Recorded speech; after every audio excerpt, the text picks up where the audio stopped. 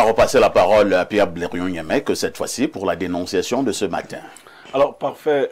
Comment pouvait-il en être autrement? Nous avons un expert en secourisme sur le plateau et nous avons une situation qui est grave ou gravissime qui s'est produite hier sur notre axe Douala-Yaoundé qu'on appelle aussi la nationale numéro 3. L'accident de Matombe. L'accident de Matombe, nous avons rassemblé un certain nombre d'éléments, mais alors une catastrophe et une situation déplorable. Je vais mettre de côté l'émotion qui fait que j'y ai perdu mon enfant pour décrire quand même quelque chose. Un premier accident s'est produit parfait ici et la route n'a pas été matérialisée suffisamment à temps. Pour indiquer aux automobilistes qu'il y avait à un lieu précis un accident. Ce qui par la suite va produire un carambolage. La voiture qui a vu un grand nombre de passagers mourir a été cognée par 2 fois. Seigneur Jésus. Elle est cognée, mais pendant qu'on réfléchit, un autre gros porteur vient l'achever. Vous savez, les survivants, c'est des gens qui sont descendus pour faire pipi. C'est-à-dire que des gens sont descendus à cet endroit puisqu'il y avait un accident. Et chez nous, nous ne sommes pas formés, c'est ce que nous dénonçons.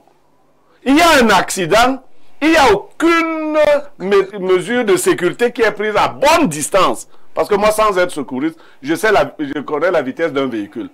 À quelle distance au moins, l'espère est là, on devrait signaler qu'il y a un problème sur la rue. Qu'est-ce qui doit être fait? Parce qu'il nous arrive souvent, nous tous. Vous arrivez à un virage, vous trouvez un camion stationné. Il est en panne. On vous dit qu'il est en panne depuis la nuit.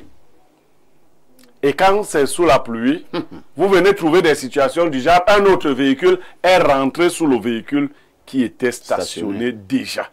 Qu'est-ce qui est fait de manière prompte pour que ce genre de catastrophe, parce que ça en est une, ne vous fiez pas, vous connaissez la notion des chiffres officiels.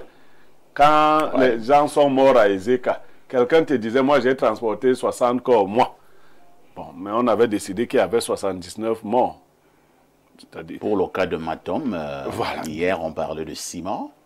Bon, je ne vais pas vous dire ce que j'ai vu arriver à Yaoundé. Voilà. Je ne vais pas vous dire ceux qui sont... Bon, mais on dit que notre rôle c'est quoi dans les médias?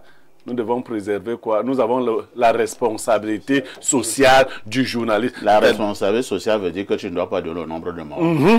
Parce que si tu donnes le nombre de morts, le procès qu'on va te faire... Donc s'il y a même eu un mort, tu dois dire qu'il y a eu 0 mort. Bon, s'il y a eu un mort, tu dis encore. Mais s'il y a eu 30 morts... Tu dis que non, il y a eu 3 morts. Tu dis qu'il y a eu 7 morts.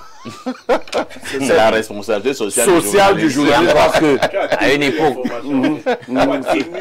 on unifiait même les noms. Est-ce que le journaliste doit mentir? Non, ce n'est pas le mensonge. La responsabilité sociale veut qu'on n'alarme pas la population. Oui, il ne faut pas alarmer. C'est-à-dire manager, voilà.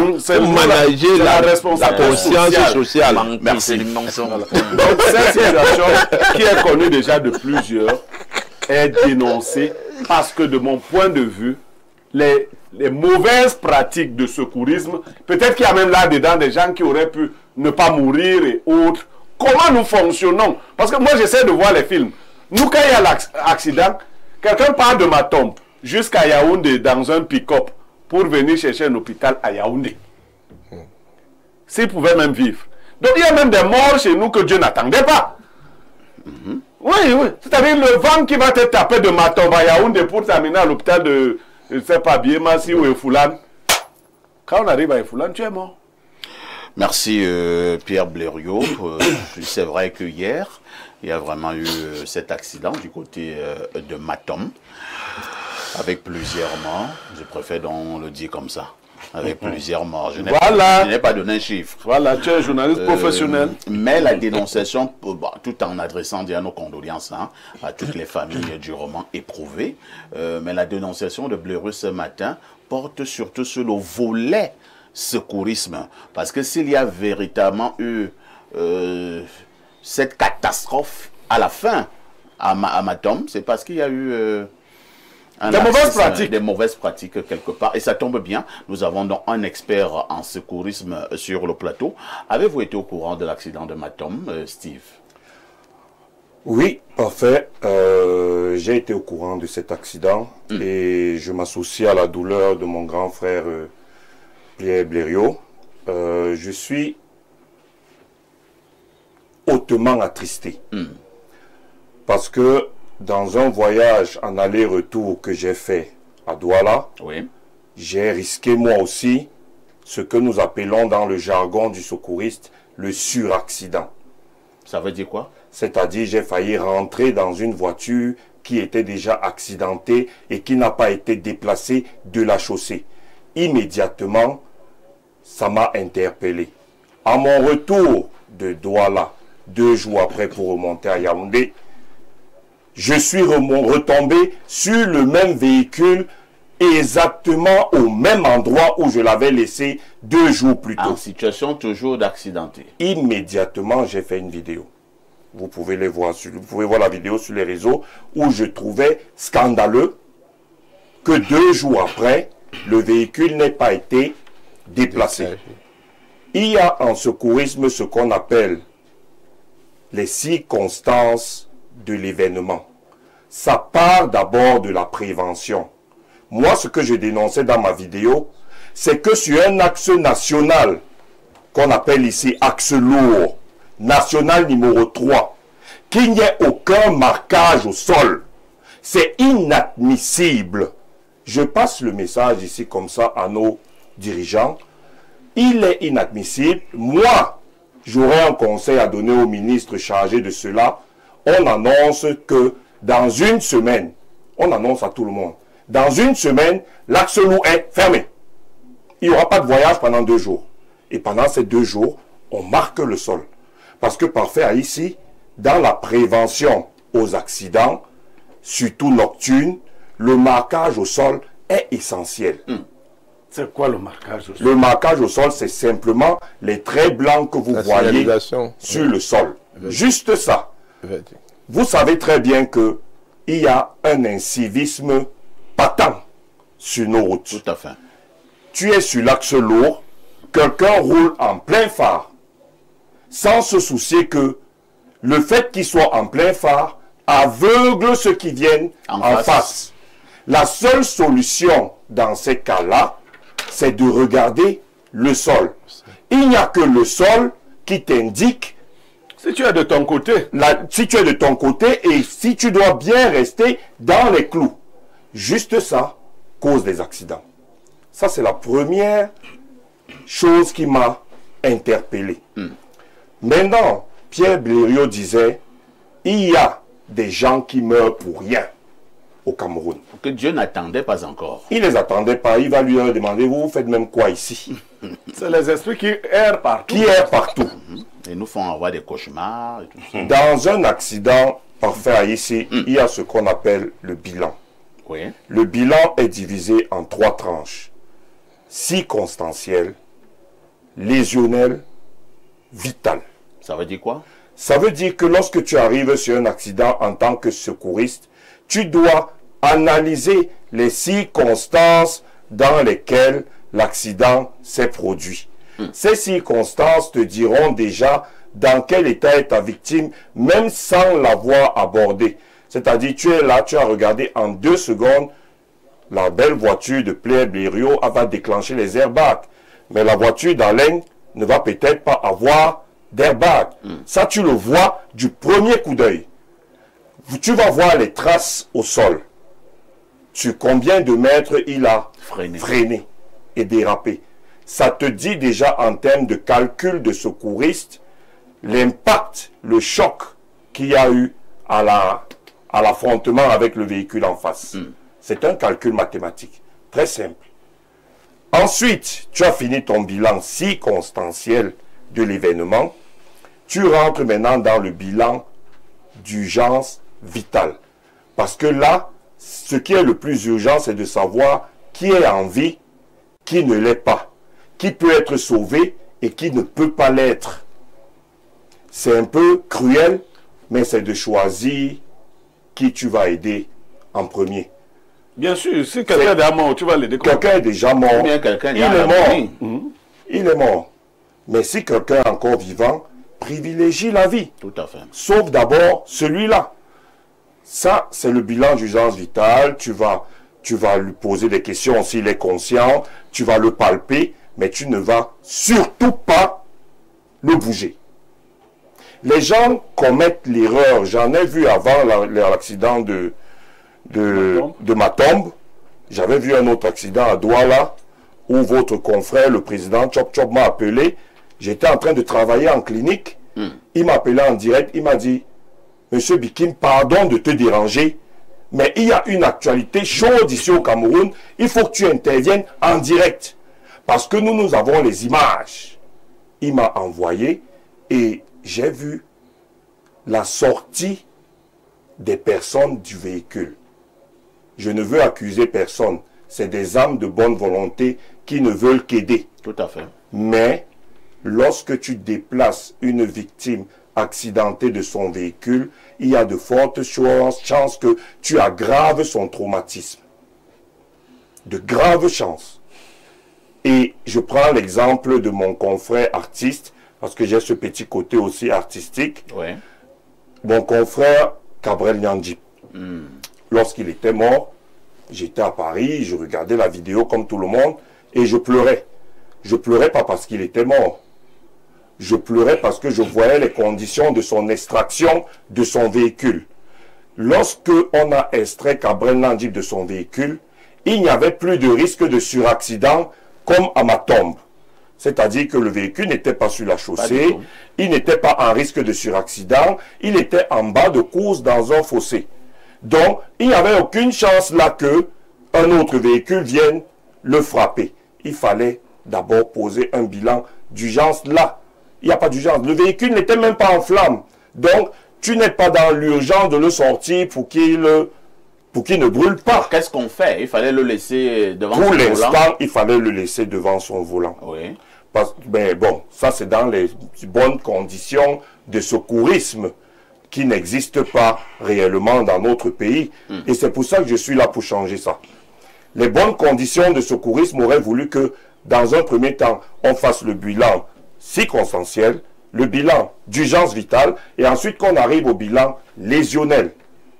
Qu'est-ce qu'il a? Où a-t-il mal? Quel traumatisme a-t-il eu? Est-ce qu'il y a un risque de traumatisme crânien? Est-ce qu'il y a un risque de rupture de la chaîne tête, cou, tronc? C'est-à-dire le rachis.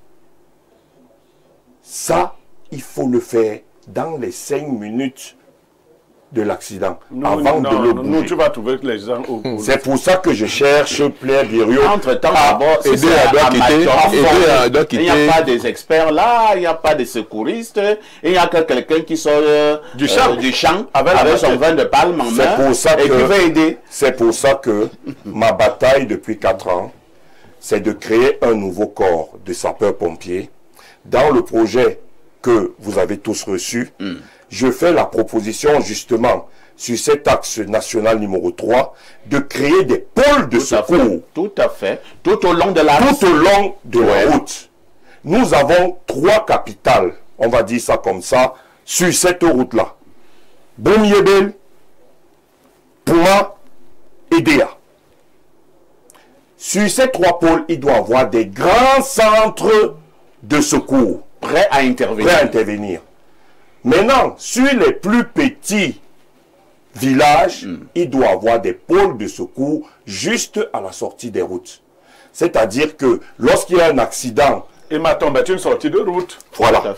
Lorsqu'il y a un accident sur un endroit, vous allez chuter. Le simple fait d'appeler et de donner l'information de là où ça se trouve, les secours vont se déclencher de l'endroit le plus proche de l'accident pour intervenir le plus rapidement possible.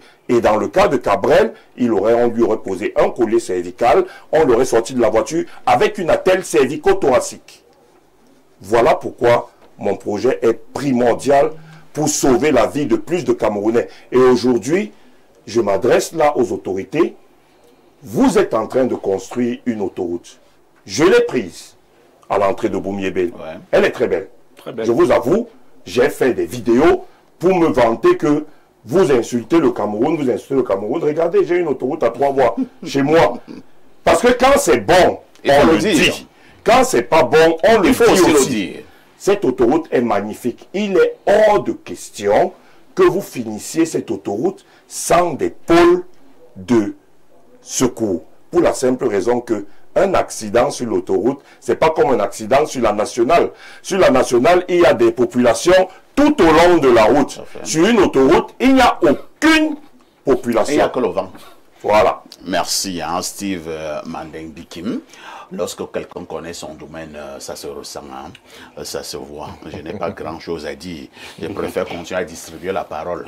Alors, Bernard, on a suivi l'expert. Voilà pourquoi on a insisté qu'il soit là ce matin. Nous voulions parler de ces nombreux accidents sur nos routes et surtout en nous appuyant sur le dernier en date, l'accident de Matom, où véritablement on peut constater, comme Blériot le relevait tout à l'heure, qu'il y a eu quand même négligence, il n'y a pas eu des secours à temps. Oui, je pense que j'ai suivi le reportage de la journaliste de la CRTV au 17h hier, qui disait que le premier accident est survenu à 6h30 du matin. Donc entre 6h30 du matin, il y a eu un blocage de centaines de voitures. Tout à fait. Et j'ai également, après ce premier accident, vers 8h, j'ai eu une vidéo réalisée par François Bikoro, que tu connais bien, qui était lui aussi parmi les voitures calées, parce que lui, il allait à Kribi. Il a même fait une vidéo. Alors, pendant tout ce temps-ci, c'est là le vrai problème, ni les riverains, ni les personnes dans les voitures, ni les premiers accidents, personne n'a eu le réflexe de faire une signalisation qui annonce que il y a un accident qui est survenu ici, parce que au moins, je dis, ni les riverains, ni mais les... on coupe souvent même les herbes là, non? C'est ce que je suis en train de dire là, je parle de la malchance. Oui, c'est vraiment comme un jour de la malchance, parce que là, il ne faut pas être secouriste comme Steve qui sort de Paris. Moi, il faut quand même savoir que quand il y a eu un accident ici et que les voitures sont alignées, on peut matérialiser par des touffes d'herbe, par ci ou ça, pour dire que devant là, à 100 mètres, il y a un danger. Il y a un danger, il y a eu accident. Personne vraiment n'a pensé à ça. Et l'irréparable, donc, s'est produit avec le deuxième accident. On dit, la journaliste disait qu'elle a bien raconté ça, qu'il y avait un camion fou qui roulait comme si les freins ont lâché et qui a d'abord balancé là-bas, cogné ici, est revenu achever les gens qui étaient dans le car, qui attendaient dans la voiture. Et bon, le nombre de morts n'est pas important, qu'il y ait un mort ou 10 morts ou 100 morts. C'est qu'on a perdu des compatriotes qui ne cherchaient pas à aller mourir dans ces conditions-là. D'ailleurs, je voudrais préciser que il y a Madame Otou, qui est greffière en chef à Iseka, qui est morte dans cet accident. Donc, ajouté aux autres Camerounais et Camerounaises, ça fait un peu beaucoup comme ça. Mais moi, je pense que ni les autorités, hein, parce que quand je parle des riverains, je parle des personnes qui étaient dans les voitures, qui étaient bloquées, il y a les autorités locales, le chef de village, le chef de bloc, le sous-préfet de Matom, etc. Je pense que toutes ces personnes, vraiment de façon concertée, pouvaient lancer l'alerte et qu'on devait prévenir pour qu'on n'arrive pas à cet hécatombe. Alain Douk, c'est vraiment compliqué. Trop d'accidents ces derniers jours. Hein. On a l'impression que le cycle a recommencé. Je pense que toujours hier, j'ai également reçu des images où le collégien du nord-ouest, je pense bien, a également perdu la vie. Un camion aussi fou, apparemment transportant soit des sacs d'arachide, voilà, et a traîné son véhicule de marque Fortuner sur plus de 200 mètres. Et vraiment, il a écrasé le véhicule. Apparemment, le collégien devait être avec 2 ou 3 gendarmes dans le véhicule. Mais c'est le collégien qui est mort. Toujours des incidents sur nos routes. Votre commentaire? On a une énorme statistique de morbidité au niveau du pays. Et tout est mis en réalité à contribution pour que ce soit le cas. Sur cet accident, je ne veux pas rentrer dans la technicité de notre expert en secourisme, mais déjà on y décèle un problème d'incivisme, de sous-éducation, de mauvais réflexes, de négligence. Parce que ailleurs, même dans la ruralité, moi j'ai souvent vu, quand il y a accident, l'aîné Bernard le disait, on prend des branchages, on prend un tronc, des touffes d'herbe, des feuilles, pour signaler. Et parfois, je l'ai vu même en zone urbaine, ici à Yaoundé. Et vous savez, ça pose donc la problématique de la signalétique sur nos routes. Ouais. Même en zone urbaine, il n'y a pas une bonne signalétique. C'est clair. Absolument pas. C'est-à-dire que il y a ce que vous faites à l'auto-école. Et puis attends un peu. Il y a un dos d'âne à un endroit. Mais rien n'indique qu'il y a un dos d'âne. Et vous venez dans la nuit et il pleut. Rien. Vous entendez seulement, vous sautez à 2 mètres et vous ne savez même pas que vous pensez que c'est une attaque mystique. Alors que ça n'a rien de mystique, il y avait un dos d'âne, mais rien ne signalait. Donc on revient donc à ce que j'ai dit, que dans cette statistique morbide qui est entretenue au niveau du pays, tout le monde a sa responsabilité. Parce qu'il y a d'abord à la base un problème de gouvernance sur le sujet. La gouvernance de la sécurité de nos routes, la gouvernance infrastructurelle. Parce que le frère là-bas se félicite de cette autoroute, mais je dois dire qu'elle est budgétivore. Elle a déjà grévé le budget. C'est un autre débat. Nous parlons des morts. Voilà, non, et je veux croire qu'au final... budget de l'autoroute. Je veux croire qu'au final, maintenant, en termes d'infrastructure... Je veux croire maintenant qu'en termes d'infrastructure, quand on aura fini de gréver le budget, et qu'on aura fait 5-6 fois le budget initial qui devait permettre de finir la route, qu'on aura donc cette modernité infrastructurelle attendue sur l'autoroute en question. Exactement. C'est de ça qu'il s'agit. Très bien. Caméras de surveillance, etc., etc. Tout le dispositif de modernité qu'on voit ailleurs. Parce que si ce n'est que pour venir dire, bon, il y a 3 voies. Hein? Simplement les voies, etc., sans signalétique. Sans signalétique, où les Camerounais très inciviques vont continuer à faire ce qu'ils ont l'habitude de faire. Merci. Ce sera très grave. Samuel Mbonjok, nous parlons ce matin, mais nous nous appuyons beaucoup plus sur les mesures à prendre en route lorsque nous sommes en situation d'accident. Parce que les accidents, quoi qu'on dise, nous en aurons toujours. Même en Europe, il y a des accidents. Aux États-Unis, il y a des accidents, ainsi de suite. Mais est-ce que le Cameroun a compris qu'on peut prévenir les accidents? Lorsqu'il y a un accident, que faisons-nous? Parce qu'on parlait tout à l'heure des grands endroits où on peut mettre sur pied des secours. Quand vous partez de Yaoundé pour Douala, il y a des endroits, si vous avez un accident grave, c'est que c'est que vous allez mourir. Parce que le premier hôpital est peut-être à 85 km, ainsi de suite. Non, comme on peut le constater, c'est un problème de gouvernance, c'est un problème systémique. Tout le système est grippé. On ne devrait pas s'attendre à avoir une perfection au niveau du secourisme, ou alors au niveau de nos routes, ou alors au niveau de nos infrastructures, ou alors au niveau de notre système de santé. Parce que quand le système est ce que nous avons là, on ne peut avoir que ce que nous sommes en train de vivre là. Donc, on ne peut pas s'aimer les arachides et on s'attend à récolter le manioc. Ou bien le mitacola. Le mitacola.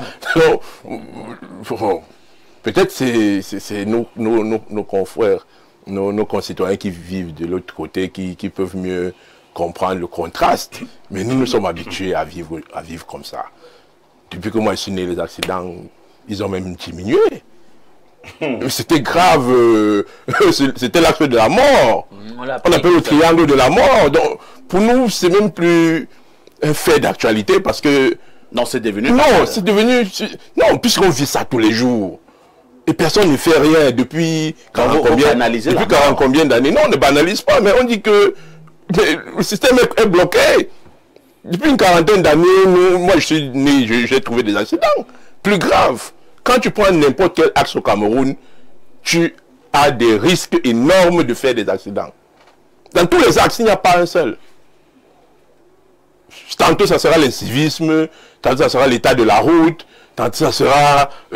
Donc, tu vois, vous allez comprendre que lorsqu'on ne veut pas traiter le problème du Cameroun dans son ensemble, dans sa globalité, On va vous dire c'est un problème de moyens financiers. On va vous dire c'est un problème. Des gens volent à hauteur de milliards. Les caisses de l'État sont vides. Les contribuables comme nous voulons contribuer, mais nous avons un système des impôts qui est bloqué. Vous voulez que l'économie tourne comment? Quand depuis 2 semaines, vous n'avez pas à avoir une attestation de conformité fiscale. Ça a une incidence. Non, ça a une incidence. Est-ce que ça a une incidence financière?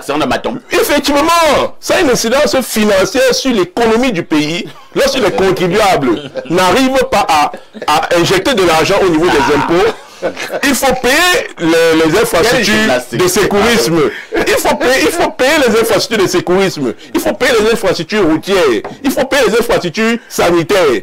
Et les contribuables n'ont pas les moyens de contribuer parce que le système des impôts est bloqué. Il faut résoudre ce problème pour comprendre que c'est un problème global qui doit interpeller le chef de l'État et interpeller toutes les administrations sectorielles pour pouvoir refaire un Cameroun véritablement normal. Il y a Steve Bikim qui veut rapidement encore apporter quelques précisions. Très rapidement, je voudrais rebondir sur ce qu'il a dit et sur la problématique que tu as soulignée, que dans l'arrière-pays, en Gomédia, personne ne sait sortir de la forêt et secourir les gens. Moi, c'est aussi ça mon combat, c'est-à-dire que en dehors du fait de créer un nouveau corps de sapeurs-pompiers qui réglerait au moins à 90% le cas des secours routiers, secours à personnes, interventions diverses et catastrophes, on a aussi la création que j'ai faite d'une association qui s'appelle Premier Secours Cameroun.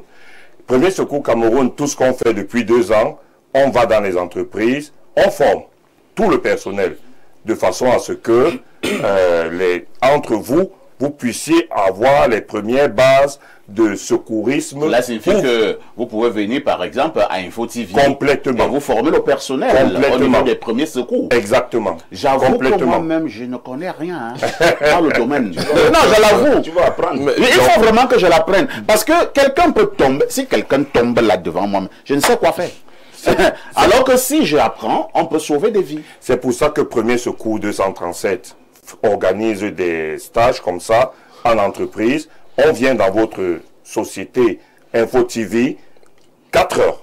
Ça prend 4 heures du matinée. On rassemble tout le monde. On vous forme. On vous fait des petites situations. En premier secours. En premier secours. Et on fait ça depuis 2 ans. Maintenant, moi personnellement, je suis allé voir le ministre de la Communication de façon à pouvoir, Monsieur Sadi, de façon à pouvoir faire un décret pour sensibiliser les médias.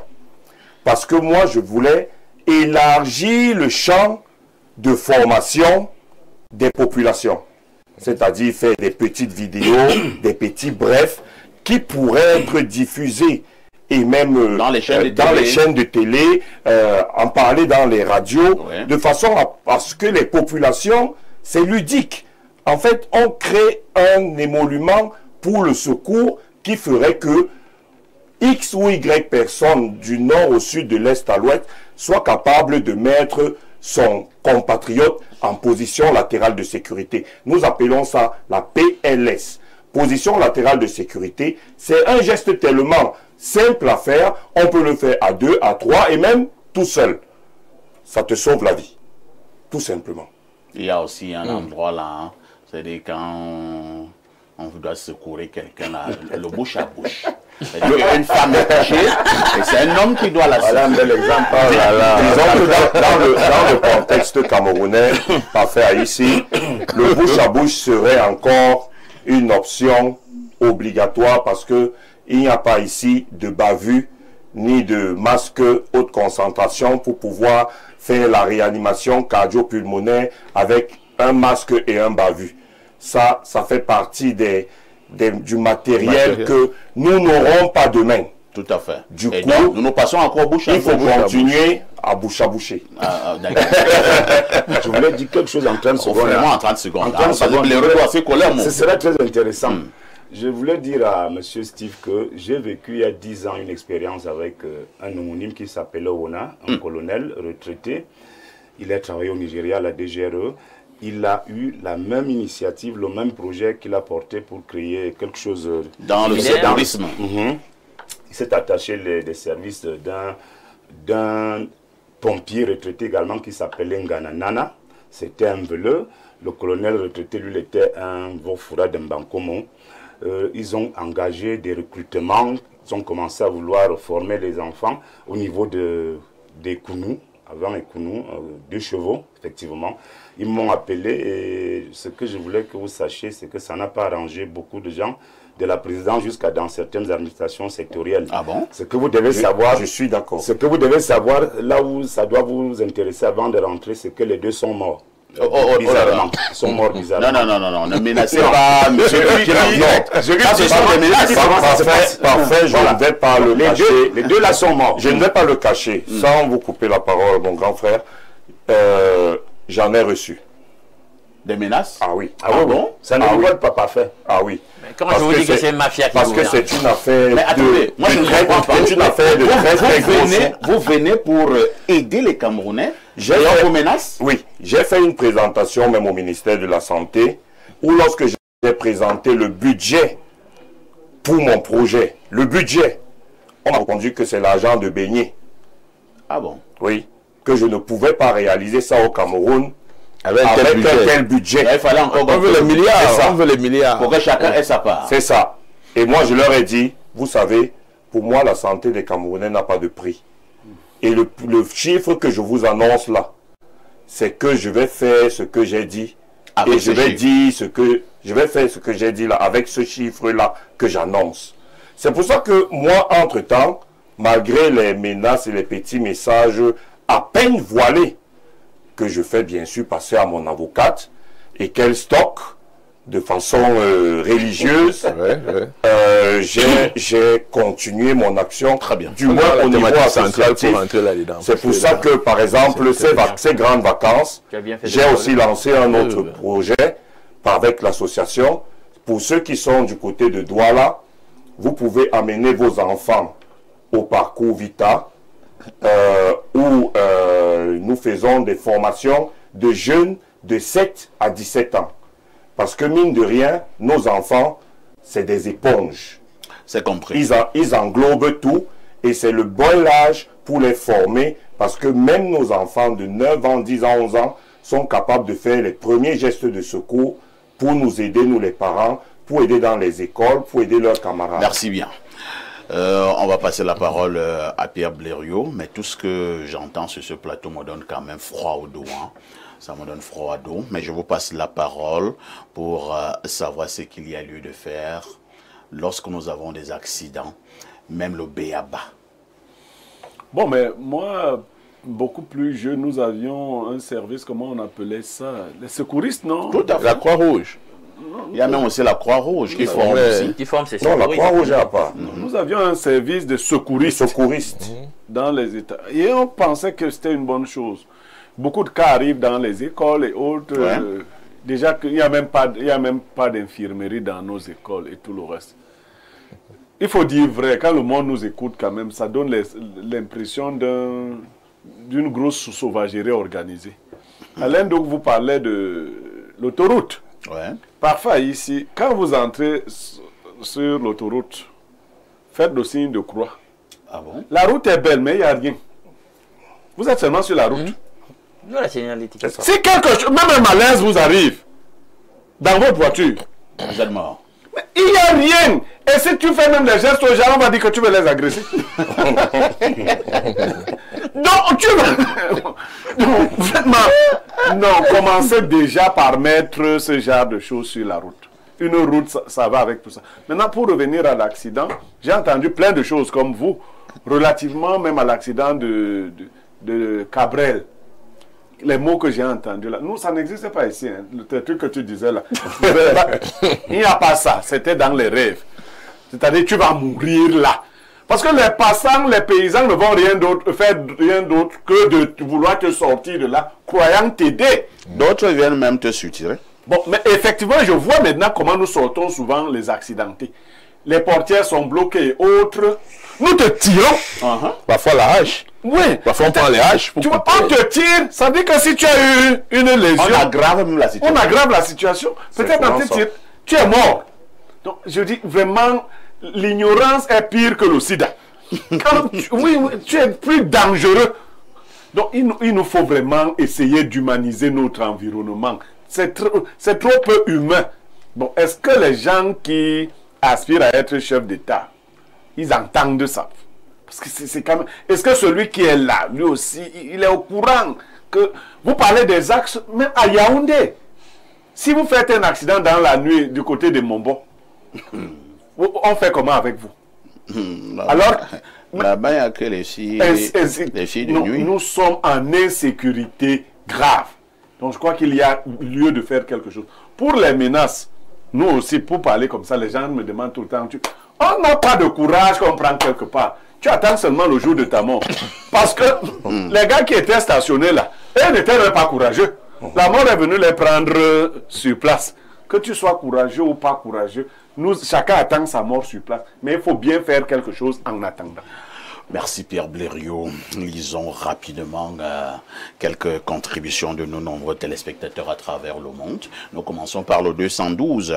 C'est un téléspectateur du Maroc. Bonjour Aïssi et toi d'Albert Parfait, le femme la politique de la modération. Alors, parfait. Tu as vu la gifle que Jean-Michel Trogneux, ouf, je voulais dire que Brigitte a donné à Macron. C'est pas possible. D'aucuns diront qu'il s'agit simplement d'une maîtresse qui recadre son élève. D'autres que c'est simplement une maman qui redresse son enfant. Bon, c'est mieux qu'on quitte ce couloir. Surtout qu'à mon sens, c'était plus une bagarre entre hommes.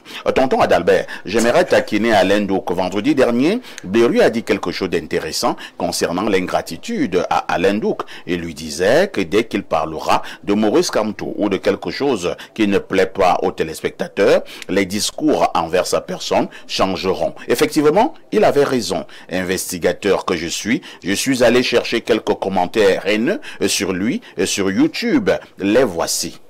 1. Je vous supplie vraiment de ne plus inviter Alain les jeudis spiritualité. C'est du temps de parole de perdu pour rien. 2. Plateau insipide. 3. Intervenant qui se répète. Quel intérêt? Alain nous sort de cette calebasse. Tu n'étais pas comme ça. 3. Alain nous m'énerve. Sa voix me fatigue d'ailleurs. Alain Douk, là encore, ce n'est que le jeudi spiritualité.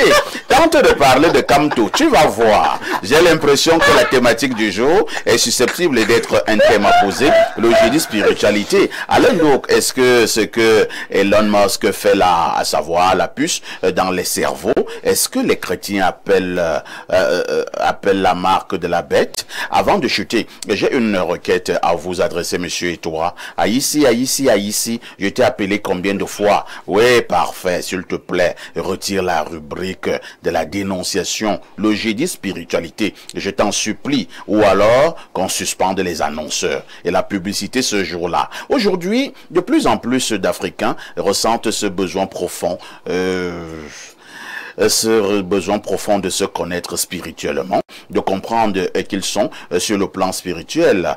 La chrétienté, l'islam et leur lien avec la spiritualité africaine. Tant de questions qu'on se pose, parfait. Toi-même, tu l'as bien compris en instaurant cette précieuse rubrique du jeudi. Mais il y a un vrai problème, le temps. Nous aimerions qu'après la revue de presse, on enchaîne directement sur la thématique. On pourrait ainsi avoir au moins 1h30 pour traiter la question en profondeur. Réfléchis s'il te plaît. C'est vraiment important. C'est une plaidoirie qu'on te fait, tonton. Petite parenthèse, invite l'imam demain s'il te plaît. J'ai envie de tirer sur lui. Pour chuter, la sagesse du jour nous vient de la belle famille. Et la voici. Si la confiance existait, l'eau n'allait jamais cuire le poisson. Quelle belle famille. Les Ivoiriens. Alors, un autre message très rapidement. Hein. Bonjour le plateau. Moi, j'ai été victime d'un accident grave jusqu'à ce que j'ai perdu mon pied. Oh là là. C'est l'arbre qui était cause de l'accident, le camion qui m'écrase le pied et le camion ainsi que le conducteur a fui. C'est Rodrigue depuis Yaoundé. Oh là, vraiment, beaucoup de courage. Hein. Allons au plus 971. Il s'agit de quel pays là? des Émirats Arabes Unis. Bonjour le plateau. Concernant l'accident, si c'était un véhicule de bière qui faisait l'accident, la population devait signaler pour être en sécurité et bien boire. Pour moi, actuellement au Cameroun, la conduite c'est la prudence et non la priorité. Merci. Hein. Allons au plus 33. C'est un téléspectateur de la France. Bonjour à vous sur le plateau. Émission très pertinente. Je tiens à féliciter le président Paul Biya qui, dans sa diligence, s'est impliqué personnellement dans l'incarcération de Nwafo. C'est un visionnaire, un grand homme d'État. Félicitations aux hommes, leurs femmes Ndongo devenus chef de groupement de 2e degré, un initié de haut vol. Bernard Oona, nous allons financer ta candidature pour les prochaines élections législatives prochaines. Alain Douk, tu attends quoi? Viens prendre ta carte de parti. Tu seras recruté au port de Kribi. Paul Biya. Ayop, ayop, ayop, ayop. Autre message ce matin, prenons peut-être le dernier, hein, et le dernier nous vient du 241, le Gabon, le pays que dirige le président Oligui Nguema. Bonjour Info TV, mes respects au sac de modérateur, la mort de l'audience et félicitations au nouveau DGA, Monsieur Niemek, futur président du Cameroun. Ouais, perfecto, bravo au barman pour son pressing sur Nwafo, un vrai artiste ne vend pas la bière mais peut utiliser sa visibilité pour la bonne cause. Les gens, ils sont terribles. Prenons un autre message. Bon mercredi, diaspora, espace miné. Le problème que la dénonciation de ce jeu pose ne pourra trouver solution qu'à travers une réelle volonté politique. Monsieur Aïssi, il est vrai que plus le temps passe, plus la population perd en comportement civique. Mais n'est-ce pas le devoir des autorités de montrer la voie et veiller à ce qu'elle soit respectée? L'invité sur le plateau d'ailleurs semble avoir déploré le manque d'engouement de ceux qui ont la compétence d'encadrer son projet. En passant, Monsieur Oona, c'est un peu embarrassant qu'il faille à chaque fois, comme pour le cas de Matisse, l'attention du chef de l'État sur un cas pour qu'il puisse être pris à bras le corps. C'est Bertrand Amarois qui envoie cette préoccupation. Une touche pause s'impose.